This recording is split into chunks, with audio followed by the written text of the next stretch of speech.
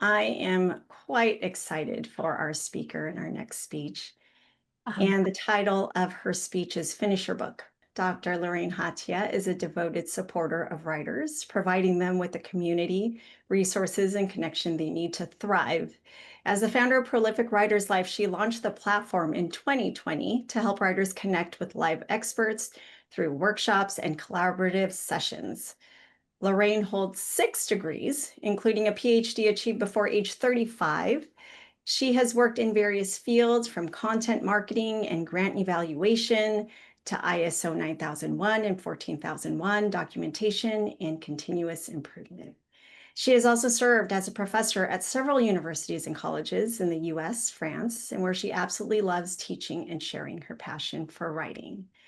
Lorraine has earned recognition for her work, including the Distinguished Toastmaster Award, and has shared her insight on podcasts, television, and TEDx, and stand-up comedy stages. Her writing has been published internationally, shaped by her experiences living in the US, France, and China, and extensive travel to dozens of countries.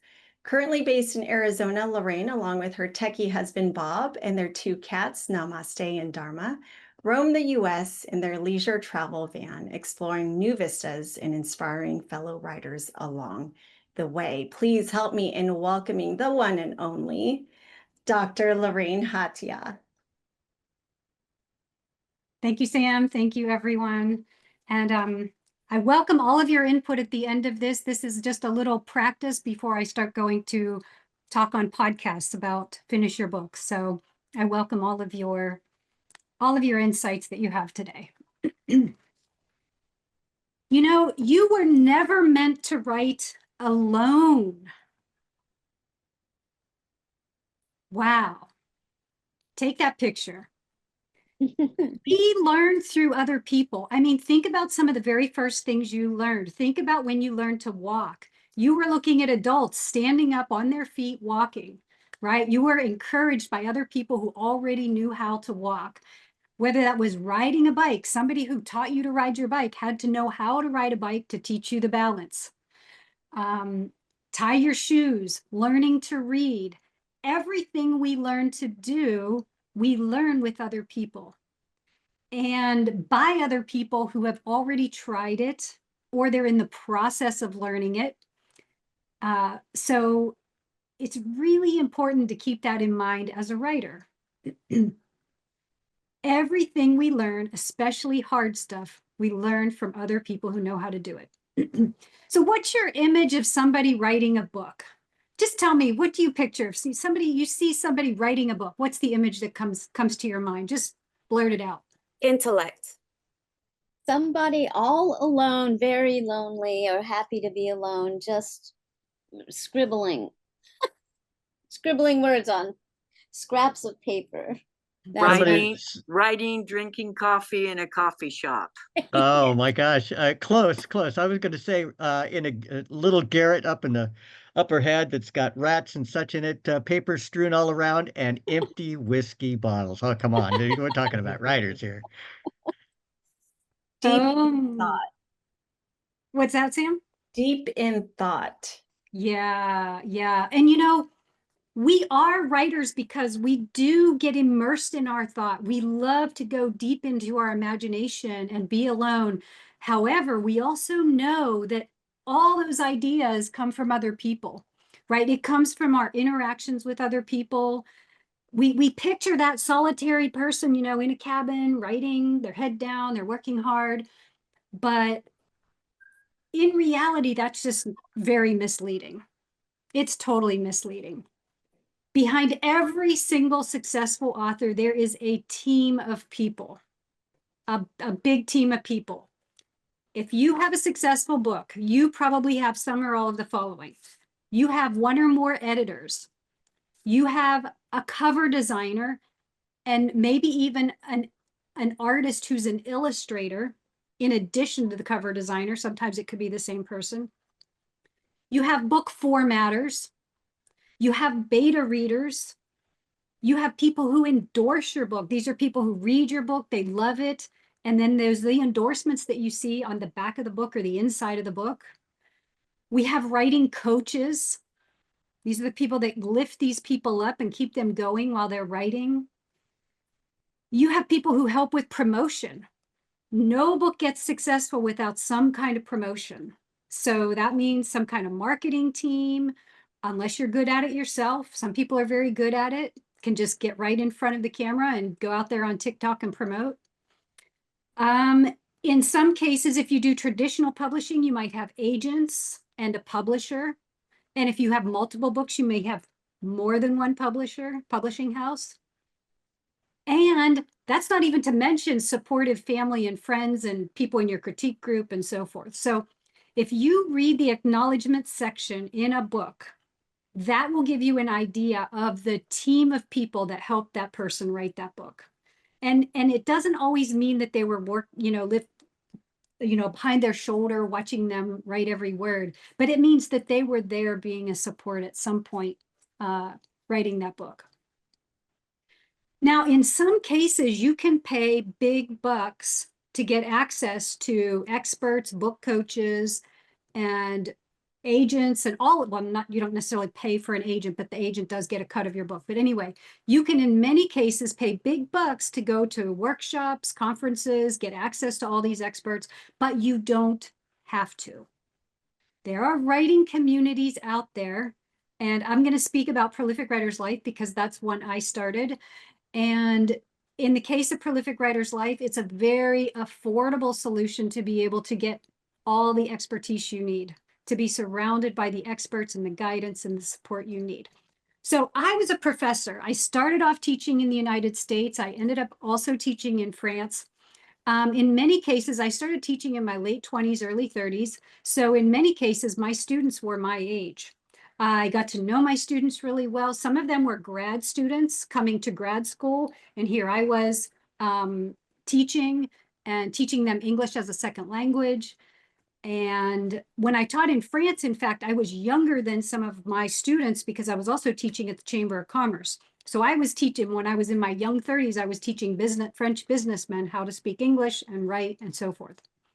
I love to teach writing. I love to teach English. I love to read. I love to write. I'm a lifelong learner, and I'm always eager to learn more. What I absolutely disliked about teaching is the hello, goodbye structure. And this happens if you have gone to any university, you know exactly what I'm talking about. You show up on day one of the semester, you know the semester is going to last X number of weeks. You're going to say hello to the teacher, to the professor, to the other students. In the end of the 12 weeks, you're going to say, see you later, bye. And when I was teaching, when I first started teaching, there wasn't Facebook, there wasn't these ways you could keep in touch with students. And it literally ripped my heart out. At the end of every semester, I got to know my students. I got to love my students. I loved seeing students that come to my class like this the first day, like, oh, I'm gonna sit through this English class. Oh, this is the worst, right? And then by the end of the semester, I had them loving writing, understanding the power of writing, understanding the power of writing an effective email, writing an effective paper, an entertaining story. I had them working in teams. And so that part was the most difficult for me as a professor. And in addition to teaching, I was also part of writing clubs. I started a writing club in Jacksonville, Florida in 2009 that went on for a while. I went to book festivals, writing retreats, writing conferences. However, they had kind of that same hello, goodbye structure. So you show up for a writing conference, you're there on day one, it's going to last for 3 days. You meet all these people, you're all excited, you don't sleep, you just chat with all these people, you're downloaded with all this information. 3 days, you say goodbye and you forget 90% of what was downloaded onto you because there was just too much going on, too much information, and too fast. So I also went to monthly groups, which are like Florida Writers Association. These are like a lot of states have their own writing association, and they typically meet once a month, which wasn't enough. You can't really gain a lot of momentum and traction when you're meeting monthly. There's not a lot of consistency. There's no momentum. The same people aren't always showing up. What I found to be most useful for me when I was working on different books was a weekly writing critique group. And this is probably the most common type of group that you'll find in a neighborhood or at a library that meets. Are these critique groups. Sometimes they meet weekly and sometimes they meet every other week. Sometimes they meet once a month. The less frequently they meet, the less effective they typically are. And so it's kind of interesting because when I was a student, my professor kept telling me, oh, just get another college degree, get your master, get your bachelor's, get your master's, get your PhD, get another degree. But I will tell you right now, that is not the way to write a book. One of the best ways that you can write a book is to be with other writers, is to be with them daily on a regular basis in a writing community where you can get expert guidance and you can get the information when you need it. You don't know what your question is until you arrive at that moment and you're stuck. And that's when you have the question, and that's where when you need the expert to answer your question.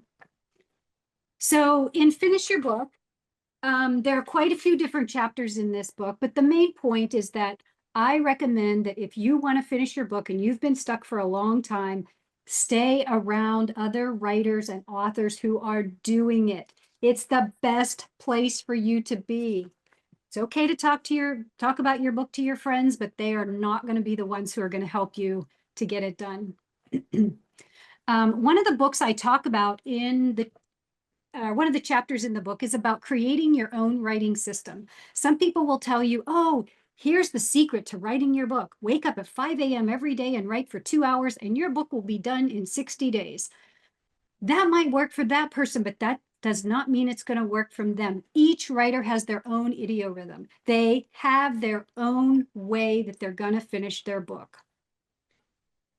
Another chapter is, why are you writing this book? Your why has to be stronger than any resistance you're going to face from family, friends, responsibilities, job. Your why has to be that driving force. That's your pull. You have to know why it's important to you. So I think the best writing system is to gather together with fellow writers, write, share what you're writing, and then repeat it. And that sharing also means sharing on blog articles, sharing in Toastmasters, reading out loud, share what you're writing, publish it, get it out to the world. Final thing I want to say is you are never meant to write alone. You are meant to write for other people and with other people. Your story matters, and the best way to get it out is to finish it with fellow writers. You learn to walk, ride a bike, read, and do all those other things with people who knew how to do it. So now is your time to write your book and surround yourself with writers and authors who have already written and are there to encourage and support and give you the love you need to get it done and finish your book.